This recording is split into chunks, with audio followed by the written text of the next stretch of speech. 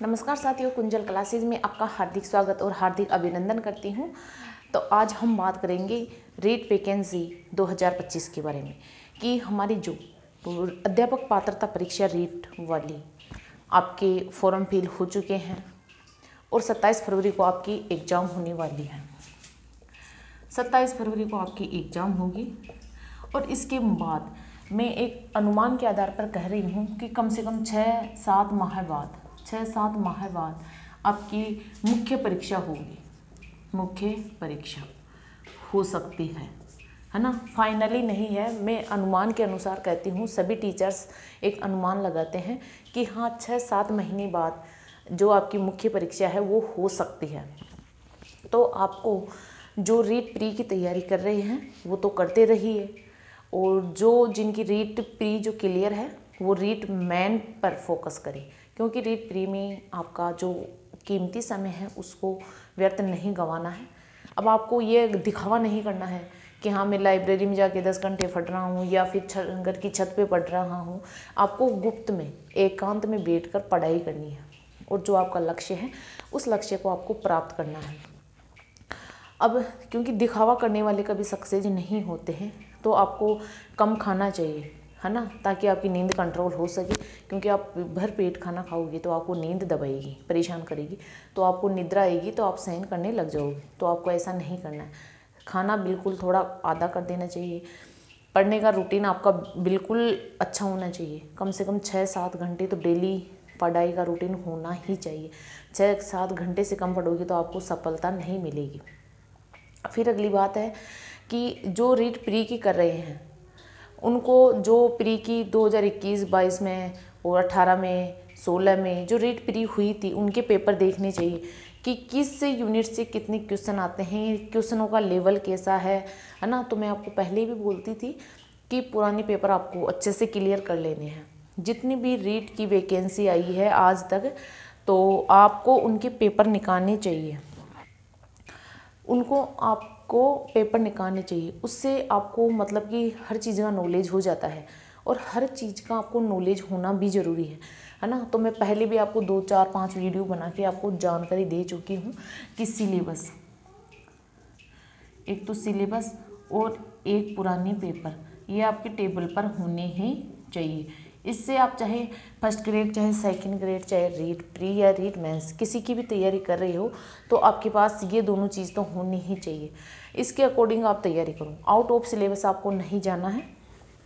और लेवल 1 और लेवल 2 में जो सिलेबस की मैं आपके सामने थोड़ी सी चर्चा और कर लेती हूँ कि L1 में आपको प्री के लिए आपको मनोविज्ञान पढ़नी पड़ती है। फिर आपको भाषा प्रथम, भाषा सेकंड, और आपको गणित और पर्यावरण अध्ययन, ये आपको लेवल 1 वालों को पढ़ना पड़ता है ना।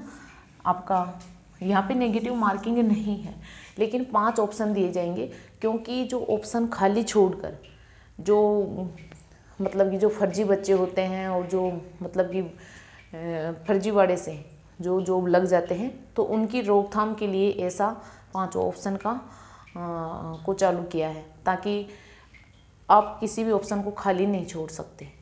बस ये है ना। तो नेगेटिव मार्किंग की तो कोई बात है ही नहीं, लेकिन आपको तो 5 ऑप्शन तो भरना नहीं है और किसी भी ऑप्शन को खाली नहीं छोड़ना है। लेकिन जो रीट मेंस एग्जाम होगी उसमें नेगेटिव मार्किंग आपकी होगी, है ना। फिर है L2 वालों के लिए, तो इसमें आपको मनोविज्ञान पढ़नी पड़ेगी, मनोविज्ञान, है ना, और भाषा प्रथम, भाषा द्वितीय, और फिर आपको SST है या फिर साइंस मैथ है ना, तो उसमें से आपको पढ़नी पड़ेगी। लेकिन देखो, किसी बच्चे का कमेंट आया था कि मैम मेरी लैंग्वेज फर्स्ट संस्कृत है तो मेरे को सिलेबस नहीं मिल रहा है। देखो, लैंग्वेज फर्स्ट हो चाहे सेकंड हो, संस्कृत है तो उसमें कोई ज़्यादा चेंज नहीं है। एक आध टॉपिक का थोड़ा ऊपर नीचे हो गया है, बाकी वही सिलेबस है, आपको वही पढ़ना पड़ेगा।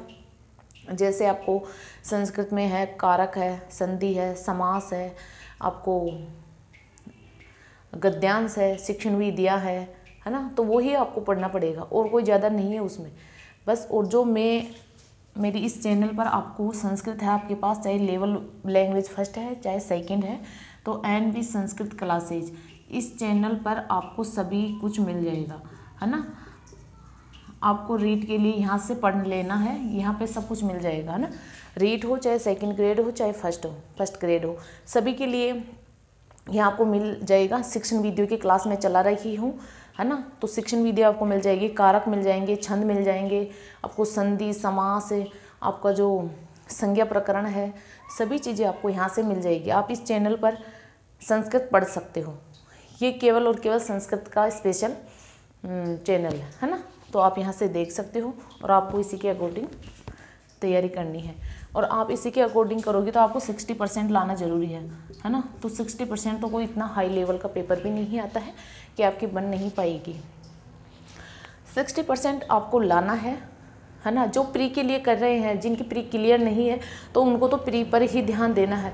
फर्स्ट ग्रेड सेकंड ग्रेड और उसमें रीट मेंस एग्ज़ाम की तरफ बिल्कुल भी ध्यान नहीं देना है। देख लो, क्योंकि अब ज़्यादा दिन नहीं बचे हैं आपके पास, 25 दिन बचे हैं। तो 25 दिन में आपका टारगेट ऐसा होना चाहिए कि आपको 60% तो मिल ही जाने चाहिए। तो आपको साइकोलॉजी है, आपकी भाषा है, भाषा फर्स्ट भाषा सेकंड, और फिर ISST है आपका, जो भी विद्यालयी विषय है उसको अच्छे से तैयार करना है। इसमें भी आपको जो लेवल 1 वाले हैं उनको भी अच्छे से तैयार करना है। अब ये नहीं होना चाहिए कि आपकी 60 बनी ही नहीं, तो आपको ये गलती नहीं करनी है, क्योंकि अपने आप को झकझोर दो। 25 दिन है, 25 दिन में पढ़कर भी आप 60% ला सकते हो, लेकिन ये नहीं होना चाहिए कि मैम हमारे तो 60% आए ही नहीं। ये गलती मत करना, क्योंकि अभी भी वक्त है। क्योंकि फिर पता नहीं कब प्री एग्ज़ाम लगेगी, कब नहीं लगेगी, तो आपका ये मौका चला जाएगा, है ना। तो आपको इसके लिए अच्छे से तैयारी करनी है। फिर मिलते हैं अगली क्लास में। जय हिंद, जय भारत।